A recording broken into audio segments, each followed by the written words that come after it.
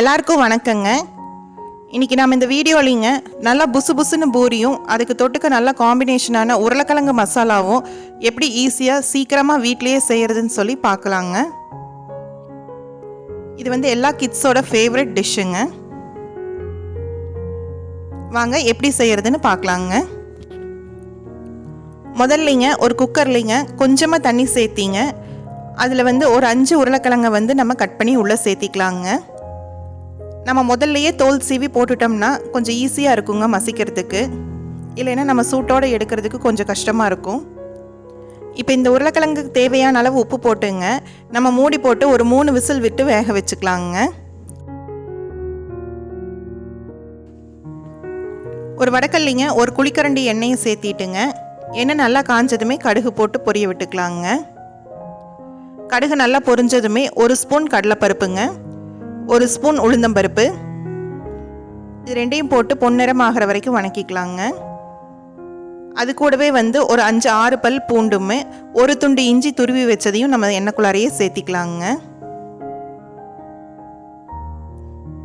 அது கூட நம்ம காரத்துக்கு ஏற்ற மாதிரி பச்சை மிளகாயும் கருவேப்பிலை ஒரு கொத்தும் நம்ம சேர்த்திக்க போகிறோங்க. இது நல்லா வணங்கினதுக்கு அப்புறங்க 3 பெரிய வெங்காயத்தை நீல வாக்கில் நம்ம இந்த மாதிரி கட் பண்ணி வச்சுருக்குறோங்க, அதையும் சேர்த்திக்கலாங்க.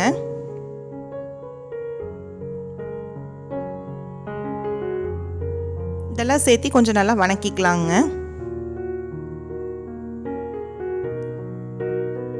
இப்போ இந்த வெங்காயம் வணங்குறதுக்கு நம்ம கொஞ்சமாக உப்பு சேர்த்திக்கலாங்க.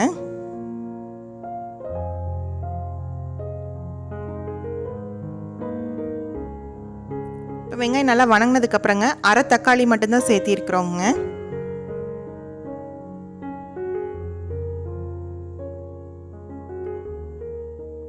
அது கூடவே அரை ஸ்பூன் மஞ்சள் தூளுங்க.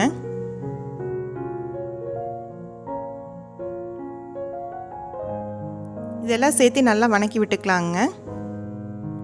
இது கூடவே நம்ம வேக வச்சிருக்கிற உருளைக்கிழங்கை நல்லா மசிச்சு இந்த ஸ்டேஜில் நம்ம சேர்த்திக்கலாங்க.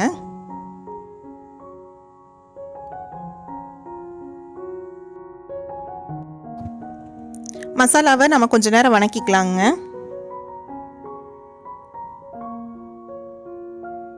இப்போ அதுக்கு தேவையான அளவு நம்ம தண்ணியை சேர்த்திக்கலாங்க. நம்ம சுடுதண்ணியை சேர்த்திட்டோம்னா மசால் சீக்கிரம் கொதிச்சிடுங்க, சமையலும் நம்மளுக்கு கொஞ்சம் சீக்கிரம் முடிஞ்சிடுங்க.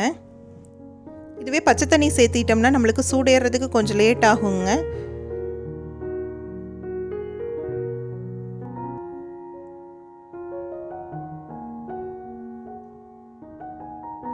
இந்த அளவுக்கு தண்ணி வச்சு நல்லா கொதிக்க ஆரம்பிச்சதுக்கு அப்புறங்க 1 ஸ்பூன் சோம்புத்தூள் நம்ம சேர்த்திக்கிறோங்க. கூடவே கொஞ்சமாக கொத்தமல்லி தழையை நம்ம பொடியை நறுக்கி சேர்த்திக்கிறோங்க.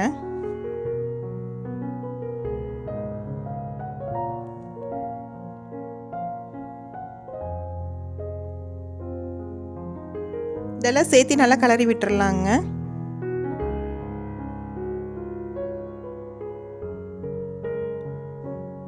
அவ்வளோதாங்க, நம்மளோட மசால் சீக்கிரமாக ரெடி ஆயிடுச்சுங்க.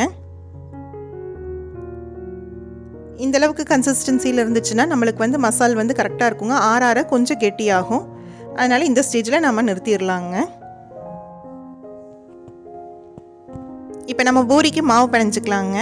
அதுக்கு 1/4 லிட்டர் தண்ணிங்க, 1 கப் மைதா மாவு, 1 கப் கோதுமை மாவு, உப்பு தேவையான அளவு, ரவை 1 ஸ்பூன், சர்க்கரை 1 ஸ்பூனுங்க.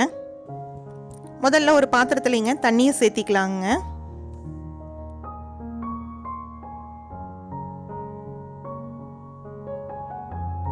அதில் தேவையான அளவு உப்பு போட்டுக்கலாங்க. அது கூட 1 ஸ்பூன் சர்க்கரை,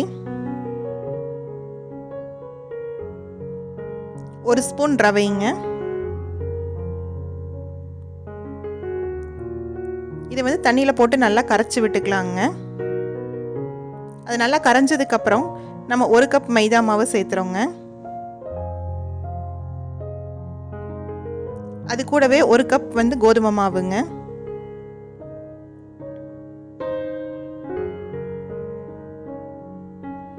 இதெல்லாம் சேர்த்து நல்லா நம்ம மாவு கெட்டியான பதத்துக்கு பிணையணுங்க. தேவைப்பட்ட இந்த மாதிரி தண்ணி தெளித்து நம்ம பிணைஞ்சிக்கலாங்க.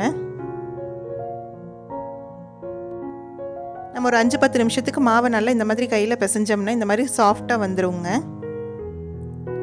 மேலே வந்து கடைசியாக கொஞ்சமாக எண்ணெய் ஊற்றி நம்ம பிணைஞ்சிக்கலாங்க. மாவு வந்து இந்த மாதிரி வெடுப்பு இல்லாமல் இருந்துச்சுனாலே பூரி நல்லா வருங்க. இந்த அளவுக்கு நம்ம பிணைஞ்சு நம்ம உருட்டி எடுத்து வச்சுக்கலாங்க.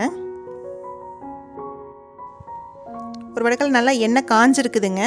பூரியை போட்டது இந்த மாதிரி எண்ணெய்க்குள்ளார வந்து கரண்டியை வச்சு நம்ம அமுத்தி விட்டோம்னா எண்ணெய் எல்லா பக்கம் பட்டுருங்க. பூரியும் நல்லா புஸ்ஸுன்னு வந்துருங்க. இன்னொரு பக்கம் திருப்பி போட்டு நம்ம நல்லா செவக்க வச்சு எடுத்தோம்னா நம்மளோட பூரி ரெடி ஆயிருங்க.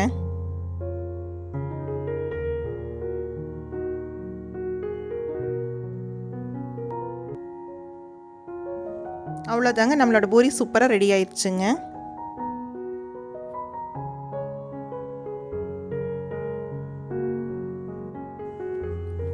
எண்ணெய் வந்து கரெக்டான சூட்டில் இருந்துச்சுன்னா இந்த மாதிரி நல்ல ஒரு கோல்டன் ப்ரௌன் கலரில் நம்மளுக்கு பூரி கிடைக்குங்க. எண்ணெயோட சூடு கம்மியாக இருந்தால் நம்மளுக்கு ஒயிட் கலரில் தான் கிடைக்குங்க. பூரியும் மேலே இந்த மாதிரி புஷ்ஷுன்னு வராதுங்க. இந்த டிப்ஸ் எல்லாம் ஃபாலோ பண்ணோம்னா நம்மளுக்கும் வீட்டில் இந்த மாதிரியே ஹோட்டல் டைப்பில் கிடைக்குங்க. நீங்களும் வீட்டில் ட்ரை பண்ணி பார்த்துட்டு சொல்லுங்கள் எப்படி இருந்துச்சுன்னு. இந்த பூரி மசால் கூட இன்னொரு சைட் டிஷ் காம்போ வந்துங்க. நம்ம பெரிய வெங்காயம், தக்காளி, கொத்தமல்லி தழை, வரமிளகாய் தூள், உப்பு, அவ்வளோதாங்க இதுக்கு தேவையான பொருட்கள். இவ்வளோ கம்மியான பொருட்கள்லேயே இன்னொரு சைட் டிஷ் ரெடி பண்ணிடலாங்க. இப்போ பெரிய வெங்காயம் 4 பெரிய வெங்காயம் கட் பண்ணியிருக்குங்க. அதுக்கு ஒரு தக்காளி, கொஞ்சமாக கொத்தமல்லி தழை, 1 ஸ்பூன் வரமிளகாய் தூள், உப்பு தேவைக்கேற்பங்க. இதெல்லாம் சேர்த்து நம்ம கையிலேயே நல்லா பிணைஞ்சு விடணுங்க. அப்போ தான் வந்து தக்காளியில் இருக்கிற எசன்ஸ் எல்லாம் இறங்கி இந்த வெங்காயத்தில் இருக்கிற காரத்தோடு கலந்துங்க பூரிக்கு தொட்டுக்கிறதுக்கு ரொம்ப நல்லா இருக்குங்க.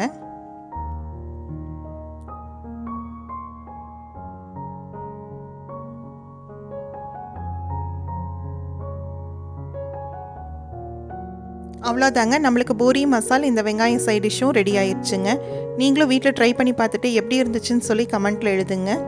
இந்த வீடியோ உங்களுக்கு பிடிச்சிருந்ததுன்னா லைக் பண்ணுங்கள், ஷேர் பண்ணுங்கள், சப்ஸ்கிரைப் பண்ணுங்கள். கூடவே இருக்கிற பெல் ஐக்கானையும் கிளிக் பண்ணிடுங்க.